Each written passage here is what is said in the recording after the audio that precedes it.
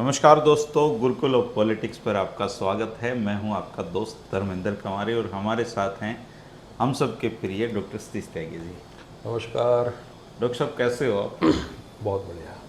स्वास्थ्य फिट है? फिट।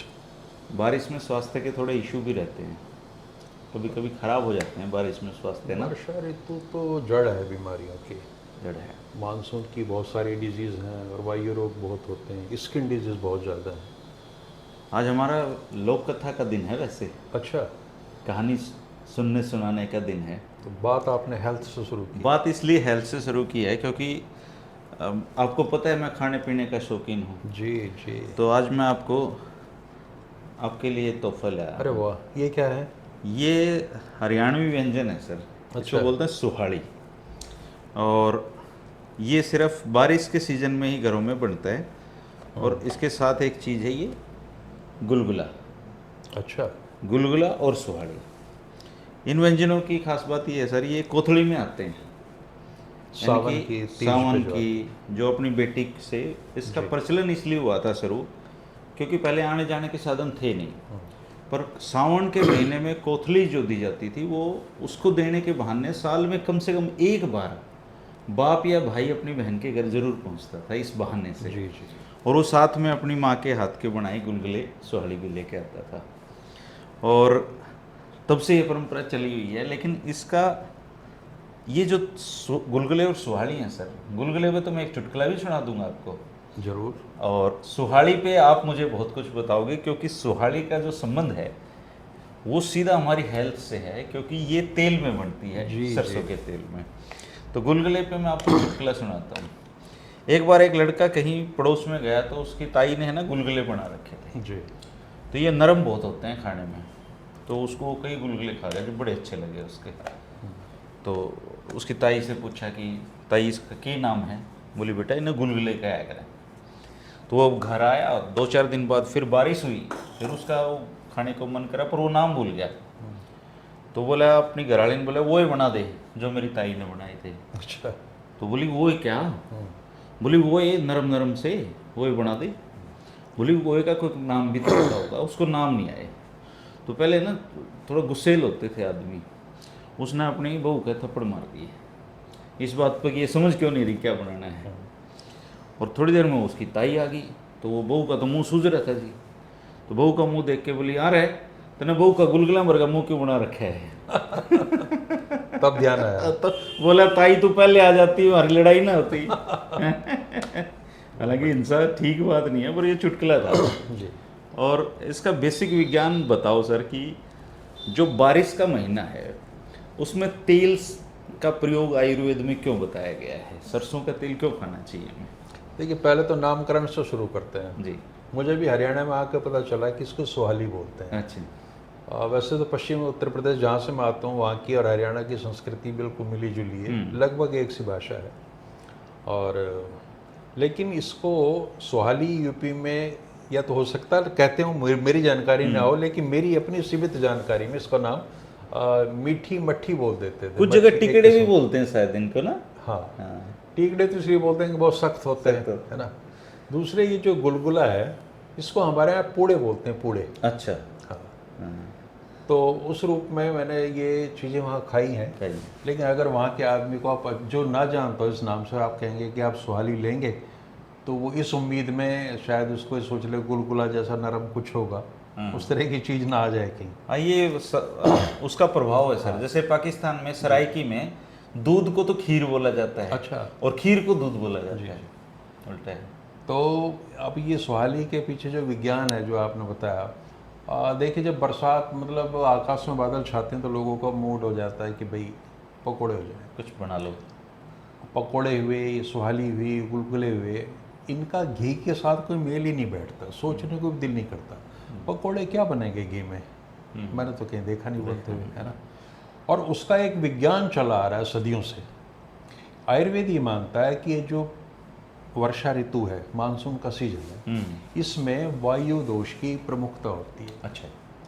वायु दोष बढ़ जाता है और वायु के अनेक रोग हैं जो वायु से होते हैं। उसमें पाचन तंत्र भी आपका अव्यवस्थित हो जाएगा, जोड़ों के दर्द या शरीर में कहीं भी दर्द हो वो भी बढ़ जाएंगे।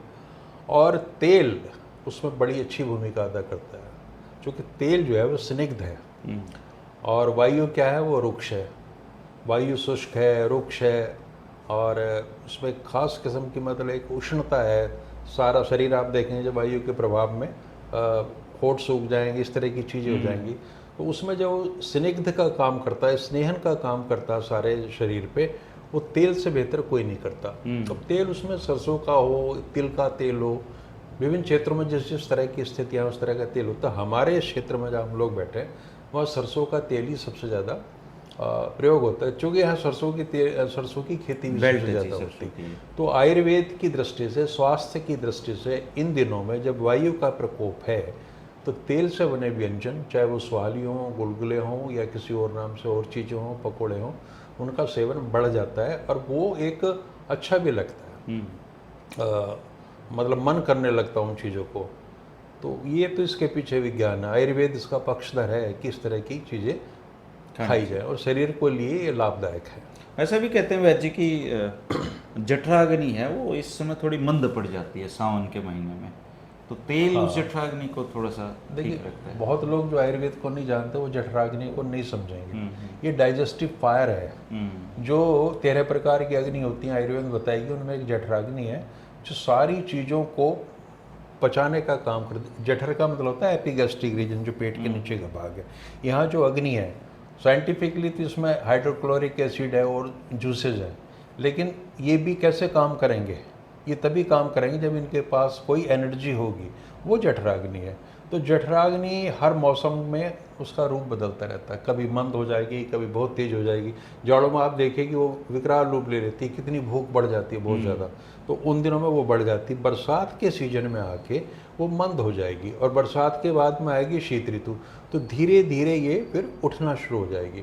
तो आयुर्वेद का ये भी लॉजिक है कि बरसात के दिनों में आप इस तरह का खाना ना खाइए जो इसकी गति को रोक दे, मतलब इसका प्रकोप वायु का शांत होते होते फिर उसके बाद में बढ़ना शुरू हो जाएगा। ये इसलिए दूध वगैरह भी बंद कर देते हैं इस सीजन में आम तौर पे ऐसी चीज़ें ना खाई जाए, जैसे दही खाने का मन ही नहीं करता। हाँ, है ना। देखिए ये तो एक खासियत है कि शरीर अपने आप बता देता है, शरीर से बढ़िया कोई डॉक्टर नहीं है। वो ये बता देता है कि उन्हीं चीज़ों में आपकी चाहत पैदा होगी। अब आप देखिए बिल्कुल साधारण सी बात है, गर्मियों में कौन मूंगफली खाता है, लेकिन जाड़ों में जैसे आपको रेडी नज़र आएंगे मूंगफली की तो आपका दिल करेगा। जो हमारे मौसमी फल हैं, अमरूद है, आपकी उसकी सुगंध ही खींच लेगी आपको। तो शरीर की ऐसी व्यवस्था प्रकृति ने की है कि आपका मन उन चीज़ों की तरफ आकृष्ट होने लगता है। इस सीजन में आपको सुहाली पसंद आएगी। और ये बड़ा अच्छा है कि हमारे लोगों ने एक बेटी के साथ या जो परिवार है उनका, जहाँ वो शादी के बाद चली जाती है, उनसे एक संपर्क बनाने, क्यों आमतौर पर तो बेटी के घर का पानी भी नहीं पी सकते, वहाँ आना जाना आवागमन फ्रीक्वेंटली हो नहीं सकता। हालांकि आजकल तो सारी चीज़ें बदल गई, आजकल तो कोथली भी पेटीएम कर देते हैं जी। हाँ। तो सावन का तो हमारे बड़ा महत्व था, झूले पड़ती थी, पींग बढ़ती थी और लोक गीतों का बड़ा प्रचलन था। तीज होता था, तीज सबसे बड़ा त्योहार है। और वो जो आपने शायद गीत सुने, मैंने भी खूब सुने, उसमें तरह तरह के सारे रिश्तों के नाम लिए जाते थे। बिल्कुल जी। और बड़ा आनंद था उस समय। और नीम के पेड़ होते थे बड़े बड़े, उनमें झूले पड़ती थी।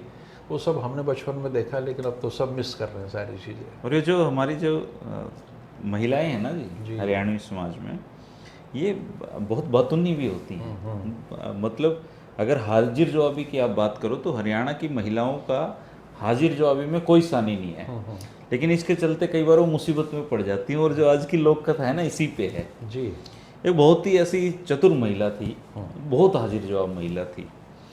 और एक बार वो दोपहर को घर में पीने का पानी ख़त्म हो गया, तो आमतौर पे दोपहर को कुएं पे पानी लेने जाती नहीं थी महिलाएं, लेकिन उस दिन बेचारी को जाना पड़ा। तो जो वो कुएं से डोल निकाल रही थी तो 4 लोग वहाँ से गुजरे, तो 4 लोग वहाँ उसको, महिला को देख के खड़े हो गए। तो पहले का समाज और अब का समाज में फ़र्क था जी। पहले महिलाएं पुरुषों से बात नहीं करती थी, अनजाने लोगों से। तो वो जो लोग थे वो प्यासे थे, तो उन्होंने वहाँ कुएं पे रुक के कहा कि पनियारन हमें पानी पिला दे। तो वो बोली तुम हो कौन, अनजाने लोगों से तो हम बात नहीं करते। बोले जी हम मुसाफिर हैं, बटोही हैं। पहले बटोही कहते थे मुसाफिरों को। बोले तुम कहाँ के बटोही हो? बटोही तो पूरी दुनिया में ही 2 हैं। अच्छा। तुम तो रात को पढ़ के सो जाओगे। बोले जी दुनिया में दो कौन से बटोई हैं वो बता दो पहले। बोली दुनिया में दो ही बटोई हैं, एक तो चांद और एक सूरज। देखा कभी रुकते हुए? चलते रहते हैं। तुम तो रात को सोओगे तो तुम बटोई नहीं हो। फिर दूसरा बोला जी हम तो प्यासे हैं। बोले ना भाई तू प्यासा भी नहीं, तिसाया नहीं है तू। तिसाए तो पूरी दुनिया में ही दो हैं। बोला बहन जी कौन है वो दो, वो भी बता दो। बोले एक तो चकुआ प्यासा है, अच्छा। और बारिश का पानी का इंतजार करता रहता है हमेशा। एक धरती माँ प्यासी है, कितनी बारिश कर लो सब समाहित हो जाता है। तो तीसरा बोला बेबे हम तो चोर हैं, अच्छा। पानी पिया दे। बोले ना भाई तुम चोर भी नहीं हो। चोर तो बोला दुनिया में दो हैं। बोला वो भी बता दे बेबे कौन कौन है। तो बोला चोर है एक तो बुढ़ापा, अच्छा। आपकी जवानी चोरी कर लेता है और देता नहीं दोबारा कभी। एक है चोर गुरु, आपका ज्ञान है वो उसको हर लेता है। और तुम चोर नहीं हो सकते, तुम्हारे तो 4 डंडे लगेंगे, तुम अपना माल बता दोगे कहाँ है, तो इसलिए तुम चोर नहीं हो। तो चौथा बोला बहन जी हम मूर्ख हाँ, हमने पानी पिला दे। बोले ना भाई तुम मूर्ख नहीं हो, मूर्ख तो दुनिया में ही दो हैं। वो जब उसने दो हैं कही, इतने में उसका पति खेत से काम करता हुआ आ रहा था जी। उसने देखा कि उसकी घराड़ी 4 अनजाने लोगों से हंस हंस के बात कर रही है। तो आदमी जल गया जी। उसको लगता था उसकी लुगाई ने कोई बदचलनी कर दी किसी से ना, उस दौर के हिसाब से जी जी। उसको लगा। तो वो पकड़ के उसको विवाद हो गया बहुत ज़्यादा। उसने अपनी सफाई दी होंगी, उसने सुनी नहीं। वो राजा के दरबार में पेश हो गई। तो राजा अपने रानियों के साथ मूड में बैठा हुआ था। उसने आदमी ने कहा कि राजा साहब मैं अपनी जो घराड़ी है इससे मेरा तलाक करवाऊं, क्योंकि ये बदचलन औरत है, ये कुएं पे मैंने 4 अनजाने लोगों से हंस हंस के बात करते हुए पकड़ी है। तो राजा बोला क्यों भाई सच कह रहा है ये आदमी? बोली जी। इतना कहते ही राजा बोला आज से तुम्हारा दोनों का कोई वास्ता नहीं है, तुम्हारे पति ने जो बात कही तुमने स्वीकार कर ली और तुम अलगाव होता है, आज से तुम बदचलन औरत हो। तो बोली जी आपने बात तो पूछी ही नहीं, पहले आप किस तरह के राजा हो, पूरी बात ही नहीं सुनी आपने। राजा को लगा भी बात तो ठीक है, मैंने पूरी बात कहाँ सुनी। उसकी रानी ने भी कहा कि राजा साहब ऐसे थोड़ी आप किसी का 4 लोगों से अगर उसने बात कर ली तो क्या उसका तलाक करवा दोगे आप? वो राजा भी संकट में आ गया, भी घराड़ी भी कहने लग रही तो माननी पड़ेगी। तो बोले बता भाई क्या बात थी? बोले जी ऐसे ऐसे मैं पानी लाने गई, दोपहर को बच्चों से पूछ लो, पानी खत्म हो गया था। पानी लाने गई तो ये 4 बटोई मुझको मिल गए। एक ने कहा मैं प्यासा हूँ, तो मैंने कहा प्यासे तो पूरी दुनिया में ही 2 हैं, एक चकुआ प्यासा है एक धरती माँ प्यासी है। इन्होंने कहा मैं हम मुसाफिर हैं बटोई हैं, तो मैंने कहा बटोई पूरी दुनिया में 2 हैं, एक चांद बटोई है एक सूरज बटोई है। एक ने कहा जी हम चोर हैं, तो मैंने कहा दुनिया में चोर भी 2 ही हैं, एक गुरु चोर है और एक बुढ़ापा चोर है। और बोले चौथे ने कहा जी हम मूर्ख हैं, तो बोली मैं बता रही थी दुनिया में मूर्ख कौन है, इतने में ये मेरे घर आ गया और ये फिर पंचायत होगी। तो राजा बोला तुम बहुत चतुर महिला मुझे लगती हो और मैं तुम्हारी कदर करता हूँ, मैं तेरे से माफ़ी मांगता हूँ, तेरी बात नहीं सुनी मैंने, लेकिन अब तू ये बता कि वो 2 मूर्ख कौन हैं दुनिया के। बोले जी छोड़ो आपने मुझे माफ़ कर दिया, मैं अपने घरवाले के साथ खुश हूँ, आप इनको कह दो मुझे खुशी खुशी ले जाएं, मुझे नहीं बताना, आंसर नहीं देना है। राजा बोला नहीं नहीं बताना पड़ेगा, क्यूरियोसिटी होगी जी। बोले जी छोड़ो जी राजा साहब क्या जरूरत है, कहानी खत्म है मेरी तो। बोला ना भी बता। बोले जी बुरा नहीं मानोगे। बोले भाई मैं वचन देता हूँ अपनी पटरानी का सिर पे हाथ रख के, मैं बुरा नहीं मानूंगा, तुझे कुछ नहीं कहूँगा। बोले जी दुनिया में 2 ही मूर्ख हैं, एक तो है मेरा घरवाला जिसने 4 अनजान लोगों से बात करते देखा और मेरे जैसी महिला को छोड़ने का फैसला कर लिया। और बोले जी दूसरा, बोले जी दूसरे मूर्ख आप हो जिसने बात ही नहीं सुनी और मुझे तलाक का फैसला सुना दिया। तो राजा बहुत हंसा जी, और राजा ने उसको बहुत इनाम दिए और बोले जी ऐसी जो महिला है वो तो समाज में होनी चाहिए, ये तो दिशा दिखाने का काम करती हैं। और फिर राजा ने कहा कि महीने 2 महीने में बहन हमारे दरबार में आया करो और इस तरह की सुतरी बात सुना के जाया करो। तो ये लोक कथा है सर, इससे संदेश से कई मिलते हैं। और जो बात कही कि एक तो कभी भी जो आंखों देखी है उस पर भरोसा नहीं करना चाहिए, कई बार आंखों देखी भी गलत साबित हो जाती है जी। दूसरा, फैसला लेने से पहले पूरा चिंतन मनन और दोनों पक्षों को सुनने का मौका देना चाहिए। ये हरियाणी लोक कथा है सर। यानी बहुत ही ज्ञान से भरी हुई है और महिलाएं विदुषी होती हैं, हाँ जी, है ना, और बहुत गंभीर बात का संदेश है इसमें। संदेश है। तो दोस्तों, कहानी आपको कैसी लगी ज़रूर बताना। इसके साथ मुझे ये भी ज़रूर बताना कि गुलगुले और सुहाड़ी आपको किस किस को पसंद हैं। और सबसे काम की बात आज की ये है कि बारिश के सीज़न में आप तेल से बने हुए व्यंजन अगर खाएंगे तो पेट आपका ठीक रहेगा। अक्सर बारिश में जो स्वास्थ्य की जो समस्या आती है वो पेट से जुड़ी बीमारियों की आती है। तो ये वैद्य जी ने आपको बता दिया, जो हमारे डॉक्टर साहब, आपको शायद पता नहीं होगा कि बहुत ही आयुर्वेद के प्रकांड विद्वान हैं हमारे डॉक्टर सतीश त्यागी जी। ये पॉलिटिकल बातें तो इत्तेफाकन निकलती हैं। हाँ, शो किया तो बाई ट्रेनिंग मैं तो BMS मैंने किया, 6 साल की डिग्री ली है, डिग्री ली है। आयुर्वेद का अध्ययन और किया है। इनके पिताजी भी वैद्य थे। हाँ, और गुरुकुल पॉलिटिक्स पास शायद पहली बार हम बता रहे हैं कि मैं डॉक्टर भी हूँ। तो अगर किसी को स्वास्थ्य की समस्या भी हो तो वैद्य जी से आप मिल सकते हैं। बहुत बहुत अच्छा इलाज करते हैं। जीवन में बहुत कमर्शियल नहीं बन पाए ये, कभी भी 10-20 रुपए से ज़्यादा वाले वैद्य नहीं बन पाए। नहीं। तो लेकिन दोस्तों, लोक कथा का सफ़र जारी रहेगा। और एक हमारे दर्शक हैं, साथी हैं, बच्चे हैं, दक्ष नेहरा, और उनका मुझे फ़ोन आया था कि अंकल जी आज कहानी सुनानी है, आपको याद है ना? बहुत पर मैंने कहा बिल्कुल याद है मुझे और मैं कहानी सुनाऊंगा। तो कहानी का इंतजार कर रहे हैं। और एक धर्मपाल भाई हैं हिसार से, वो बता रहे थे कि वो अपने बच्चों के साथ बैठ के ये कहानी सुनते हैं। अच्छा, मतलब जो चीज़ें की जाएं सर, मैंने ये कहानियाँ अपने बुजुर्गों से सुनी और हम ये कहानियाँ अगर अपने बच्चों को दे पा रहे हैं तो ये एक बड़ी बात है सर। मुझे भारत व्यक्तिगत खुशी होती है। में अधिकांश ज्ञान जो है ना श्रुति परंपरा से चला आ रहा है। एक पीढ़ी दूसरी को, दूसरी पीढ़ी तीसरी को, उसी तरीके से चीज़ें चला रही है। लोक जीवन इसी तरह चलता है। तो दोस्तों, लोक कथाओं का सफ़र जारी रहेगा, जब तक आप कहेंगे तब तक जारी रहेगा।